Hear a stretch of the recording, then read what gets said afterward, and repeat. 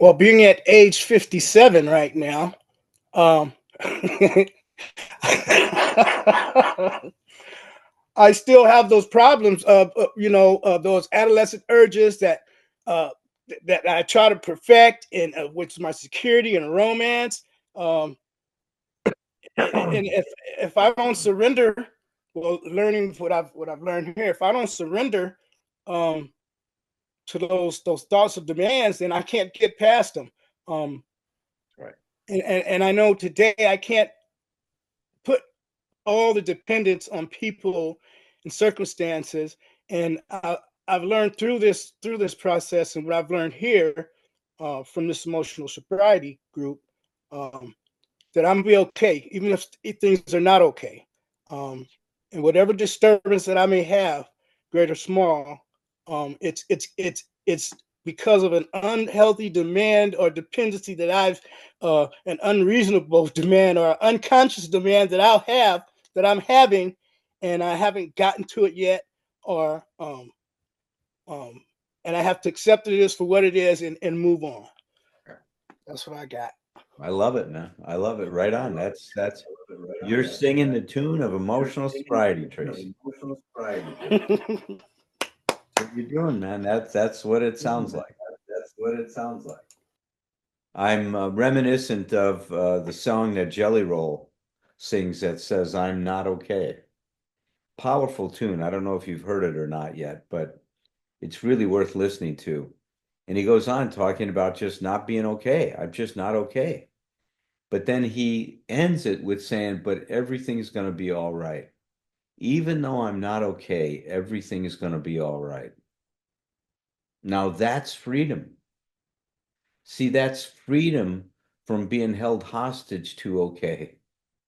We don't have to be okay for everything to be all right. We can get to all right in another way, which is what emotional sobriety is all about. Well, tonight we are going to be wrapping up this chapter on living life with a purpose. I was hoping my sponsor, Thom, would be able to join us and share, and he will be at some point in the future, but he's currently over in Thailand and is speaking at a conference. So the time difference just didn't jive for him on this one. So we'll be getting him once he gets back to Hawaii. I'll be able to get him online and to talk about how he discovered his purpose in life. It's quite a story, and I want you to hear it because it's moved me every time I hear it. I just love it. It's in the chapter, and so I wrote it. In fact, Thom wrote most of that chapter. He described what his experience was a lot with this woman of Flowbird that found him on the beach, and that just started this whole big change and in his whole consciousness in his life. But what I want to talk about tonight is something that we mention a lot, especially when Tracy was reading the preamble to this meeting, a portion of Bill's letter that we read in this in to start off the meeting. He talks about defining emotional sobriety as real maturity and balance. Well, you've heard me discuss maturity before, and I take this quote from Fritz Perls. He says, maturity is the transcendence from environmental support. So think about environmental support being emotional dependency to self-support, to being able to support ourselves and not to depend on the environment to do for us what we need to be doing for ourselves. That's the essence of the real maturity that Bill was talking about. But let's apply balance here to this discussion of finding a purpose in our life. You see, the balance that I want to talk about tonight has to do with part of our purpose is to grow ourselves. Bill calls it along spiritual lines. Um, I will talk to you about it tonight in terms of what I see as an imperative that moves our life. And I'll get into what that life force looks like in a little bit. So that's one part, right? Is to be able to develop ourselves to be what we can be in this life. Um, Carl Rogers calls it becoming a fully functioning human being. So being what we can be doesn't mean that we're going to become a Van Gogh or Beethoven or a Jelly Roll, a singer like Jelly Roll. What it means is that we all have a capacity to function and to be fully functional as a human being if we have an intact nervous system. Now, at later times, I'll talk more about what does it mean to be a fully functional human being. Essentially, one thing that we're going to look at right now is to be able to use your awareness to be able to cope as best as possible as you can in any situation you're in. So that's one way we can define being a fully functioning human being is to be fully aware of ourselves, of others, and our environment, and use that information to make the best contact that we can make to get our needs met, to satisfy a desire. Now, that desire doesn't mean it's going to be selfish. Sometimes that desire is to be of value to others. Because as strong as the impulse is for us to become what we can be, there's another part of us. And this is the balance that I think is so important that I want to talk about, that is concerned with we, not just I. There's a part of you and I that wants to be of value to another person, to make a difference in that person's life. We're given that kind of encouragement in step 12, right? Having had a spiritual awakening as a result of these steps, we tried to carry this message to other alcoholics, addicts, whatever the case may be. Carrying this message is my way of finding a purpose in my life where I can now actualize the part of myself that has such a strong desire. We'll even call it an instinct to be of value. They say that altruism is a very important part of every human being. And to be a fully functioning human being, I also need to be able, as Viktor Frankl said, is to give myself to a purpose that's much bigger than me, that's greater than me. At the same time, I'm also concerned with actualizing the I, not just the we, and trying to find a balance between those two. Now, I said before, I wanted to talk about what I see as that life force that's moving us in our life. And I want you to think about that life force as a force that moves us from a state of being undifferentiated to a state of being more differentiated. When we were in the womb, we were completely undifferentiated. You couldn't tell us apart from the person that's giving us birth, that was carrying us into life. We were completely fused with that individual, biologically, physically, psychologically, emotionally. What she was feeling, we were feeling. There were no boundaries. There was no self boundary at all. There was no sense of self when we were in the womb. The minute we were born, we started to act on our own behalf. We started to inhale and exhale. We started to oxygenate our blood. That's called self-support. My breathing is one way I am supporting myself. When I cut my breath off, I'm not supporting myself. I'm undermining my ability to support myself. That's where breath work and breathing becomes such an important part of so many psychotherapies, yoga, I mean, all kinds of different ways of people getting in touch with themselves and being grounded. So that force that's moving us from this undifferentiated existence to an existence that is more differentiated means that there's a force that's moving us towards wholeness, towards completion. We're going to call that life force the river of life. We're going to can call it the biological, psychological, spiritual imperative that is moving us in that direction, that is heading us, taking us to be what we can be. It's the part that Jung talks about when we're looking to become one.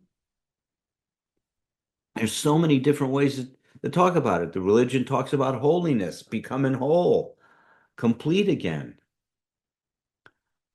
So that force that's unfolding in our life, when we don't pay attention to it, and this was the great insight that Maslow had, is when we don't see that as a basic need that needs to be attended to, we become sick. We become dis-ease. We are uneasy with our existence anymore. It's not working. And then we become control freaks. We try to do all these things, but the last thing that we think of doing is flowing with our experience. I was speaking in a meeting the other day and talking about this, and a person came in afterwards and says, God, I got such a great analogy I want to share with you. He says, it's like we're in a raft and we're going down this river, and some parts of the river are calm, some parts of the river are really a lot of white water, big drops, scary as hell. But when we get in a raft and we start to feel like we're losing control, we look for the lowest branch we can hold on to, and we cling to that branch like our life depends on it because we're trying to control the experience we're having. We feel out of control. He says, but what happens when you cling on that branch and you're in a river that's got a current, the current starts beating the hell out of you as you're hanging on to a branch. And if that branch breaks, then what do? We look for another one to cling on to as fast as possible. And if we can't find it, then we feel desperate, we get panicky. Well, a big part of allowing ourselves to move and be differentiated is to be able to flow with our experience, is to be able to accept what we're experiencing, maybe what we're feeling, what is going on as it is, and not as we'd like it to be. You see, the more and more we let the situation we're in control us, meaning that I let it inform the kind of contact I need to make to be able to take care of myself in any given situation, the more I start to grow up, the more I am able to now respond to life as it is, rather than try to control it and make it what I think it needs to be for me to be okay. So there's these two purposes we have in our life: to grow ourselves in this direction, to continue to be what we can be. That's the thing that keeps me coming back, that I'm so excited. This journey, there's every day, it's like there's a new gift to be unwrapped in terms of some things I can learn, some things I become aware of. I mean, where else with one rose can you get a rose garden, as Rumi says? But at the same time that I'm becoming what I can be, there's the other part of me that I need to pay attention to. And this is my other purpose. It's twofold: to grow myself and become the I that I can be, but also to grow myself in terms of being able to honor the other and to be of value and find ways to make a difference and to contribute to this world in some way that's hopefully, even in whatever small capacity it can be, that I make a contribution to making things better. Eric Erickson, who's very famous for this, what he called the psychosocial stages of development, talks about things like trust and distrust and role confusion versus identity. But later on in life, he talked about generativity, that as we grow, it becomes important in terms of us being generous and being able to try to leave this world a little bit better than what we found it.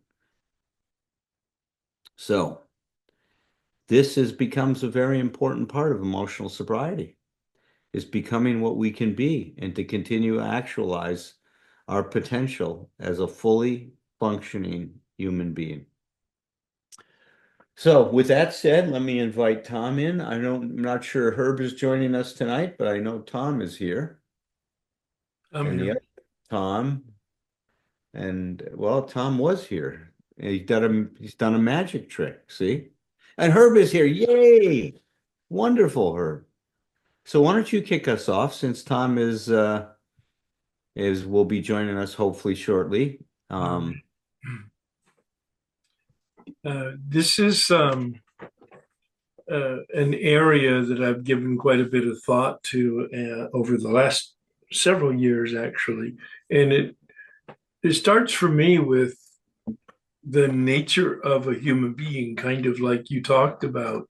So, not who am I, but what am I as a human being?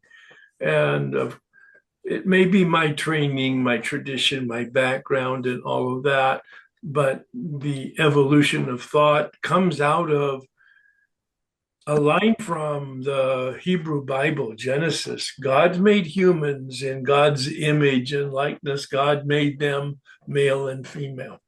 It's just a great line of shepherds sitting on a hill, musing about the things that we're musing about and writing this line, image and likeness. Well, what does it even mean as a human being? And I've been able to unpack this coming from the perspective of the work I've done in the 12 steps, which is, of course, a resonating theme for me, as you've all heard, but also from the background in psychology, studying psychology.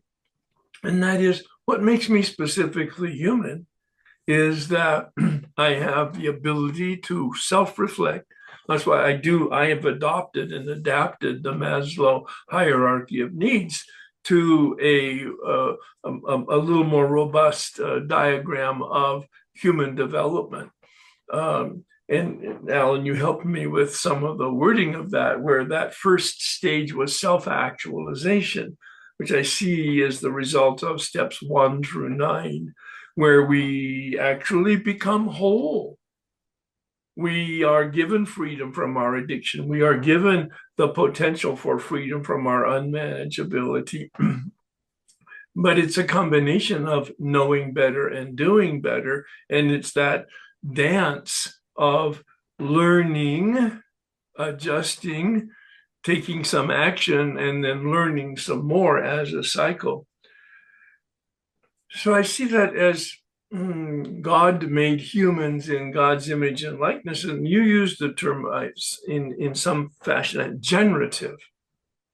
And I think that's a word that captures the answer to the question as to our purpose. Fromm uses the phrase ultimate concern.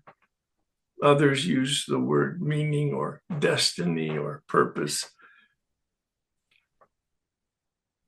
Coming from sort of a metaphysical, spiritual basis, it's like there is a source that's infinite, spirit or God as I do not understand it, that is the origin of all material reality.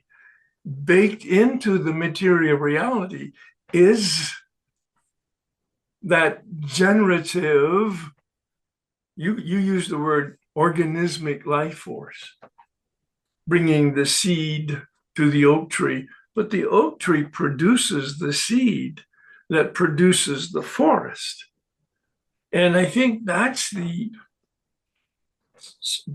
not only biological, but psychological, maybe spiritual imperative that Jung was talking about in terms of this unquenchable thirst and hunger that all human beings have for fill in the blank. He used it in the terms of alcohol, but just fill in the blank for this bottomless pit of the need for something. And he used kind of a play on words. He said, alcoholics are uniquely spiritual people. They have this deep hunger, thirst for spirit with a capital S, and they get distracted with spirits with a small s.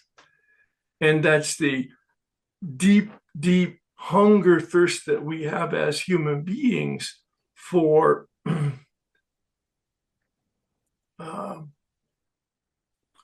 for a unification with a reunion with the source. And so that's where there's the spiritual meaning from my standpoint, or from a psychological standpoint, that wholeness that you talk about, that healing that comes about. And all the studies that I read on happiness over the last 3 years concluded that happiness comes when we connect to a meaning broader than ourselves, that is, an explanation of life and a contribution to our community of humanity. And that's why again, it reinforces my approach to the 11th and 12th step.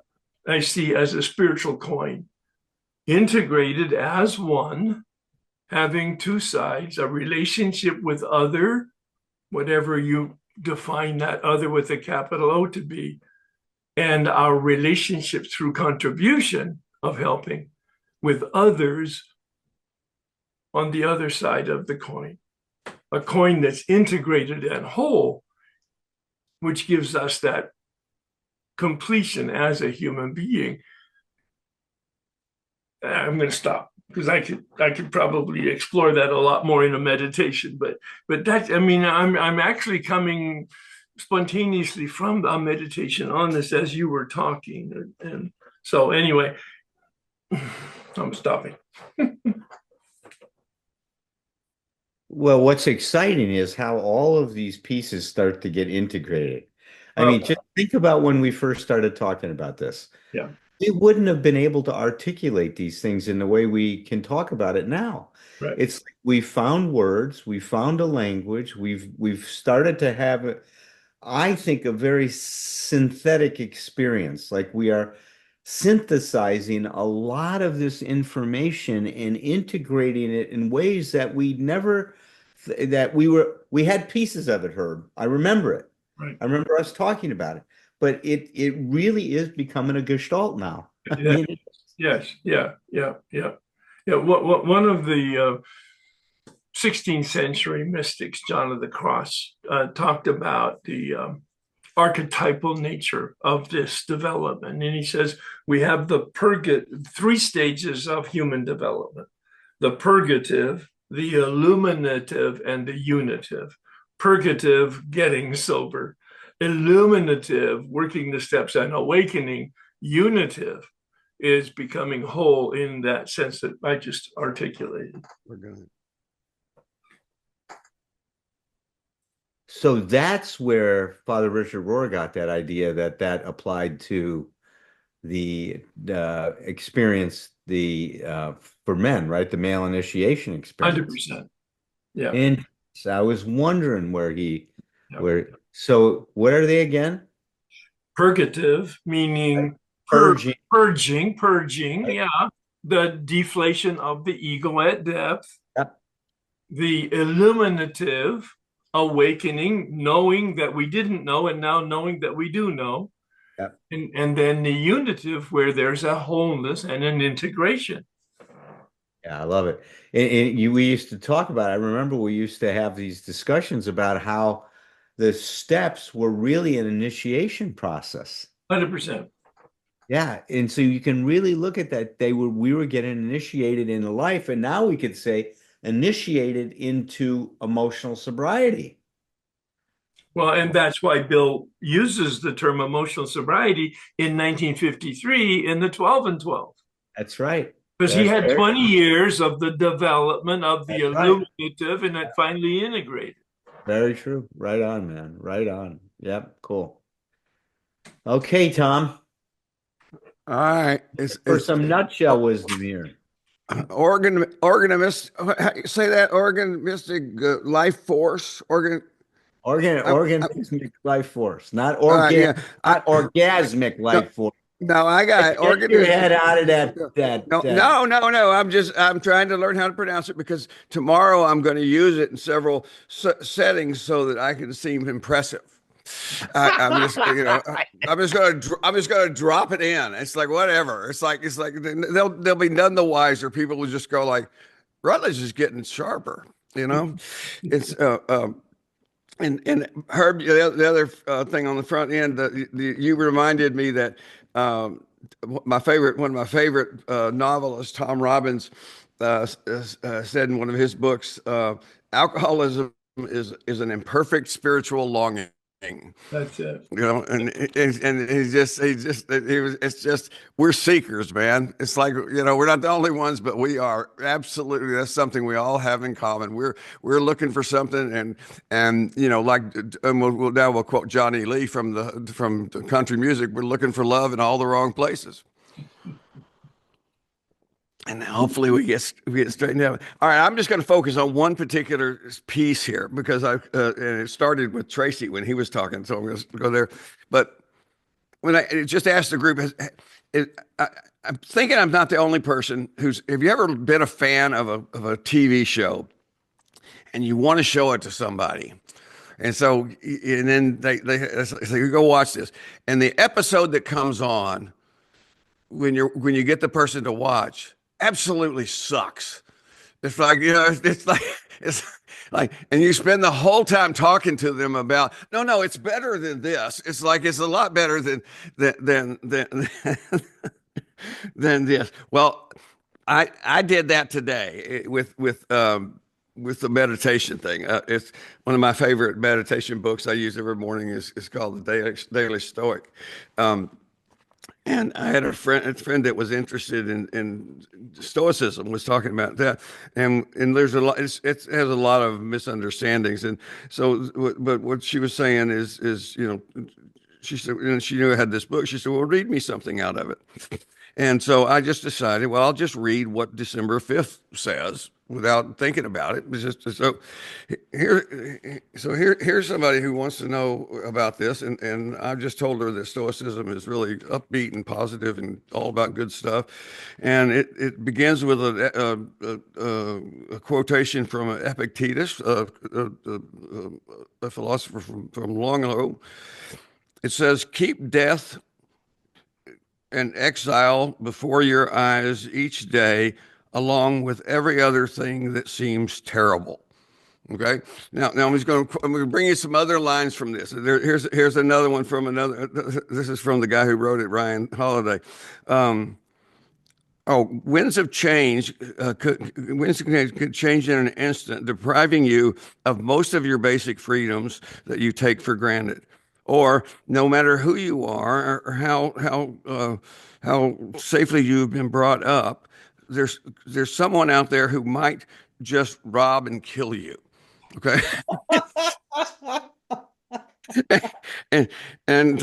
So the last piece here is it says, death is not the only unexpected interruption we might face.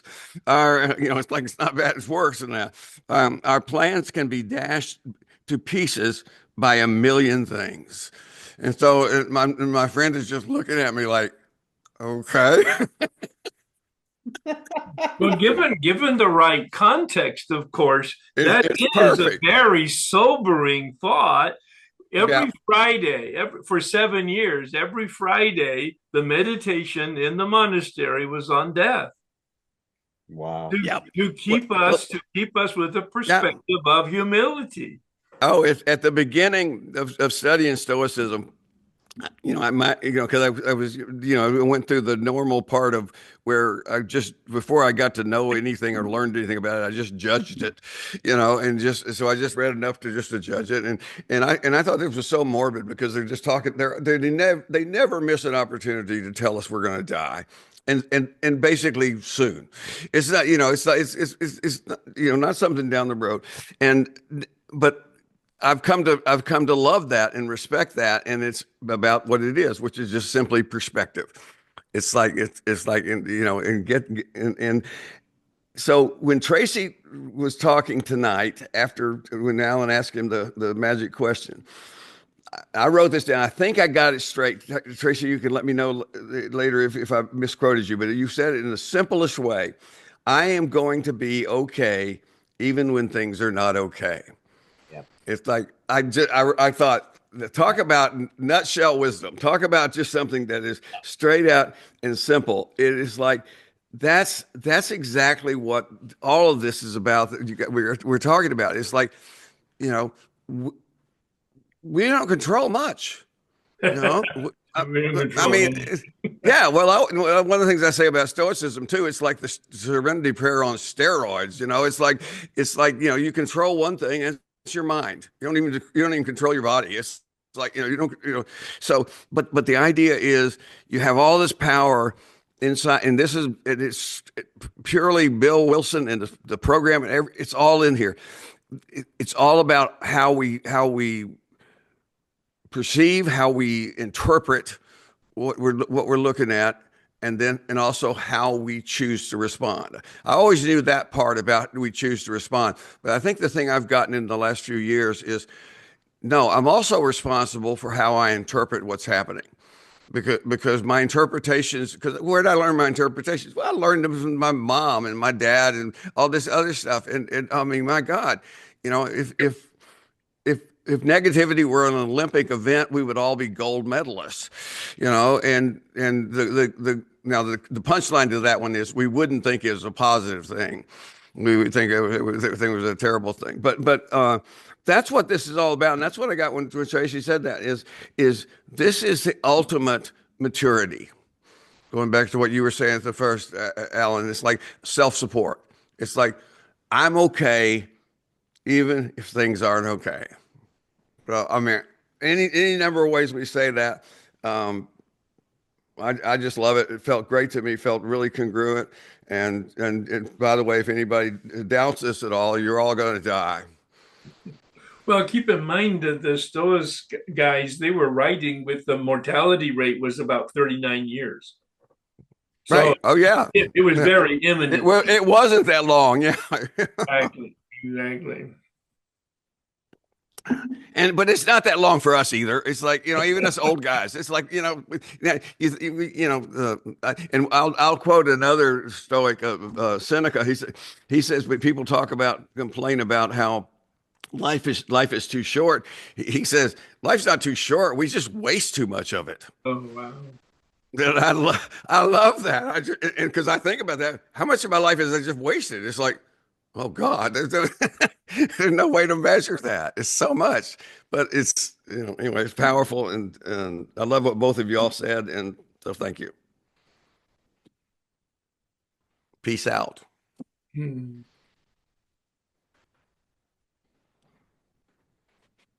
Yeah, that's great, man. I love it. I love it. It's great. Well, I want to play that Jelly Roll song for you guys. I think that would be really cool right now. But Thom, before I do, why don't you come in and what do you want to share about this? Well, I'm a little beat up. I had physical therapy, just started physical therapy in the past week or so for my neck. Just yeah, so I'm sore and all that stuff. But the one thing I do want to comment is like, do we need to do a GoFundMe for a new chair for Thom? Like when you got up and left the room, we just saw how worn out the back was, and I love my chair. I love my chair. It's like no, it's not good. It's like it's got lots of different cushions on it, to make it softer. But I love it. Thank you, though, Thom. I appreciate it. Talk about evolving to a state of of purpose, right? That chair looks like it's it's been with me a while. It's been with me a while. Been well on its way, yeah. Mm-hmm. So yeah, I'm good, Alan. You can go ahead. Actually, Carol Carter wrote a poem about this chair. We'll have to get her to recite it sometime. This was a chair that I sat in and did therapy at my office for many years, and people just kept commenting on it so much that basically I just got tired of that. So I thought, oh, fuck, I'll get a new chair. It's but I couldn't let this one go. So I brought it back home. But at one point, Carol wrote a really, really wonderful poem about it. I'll see if I can find it.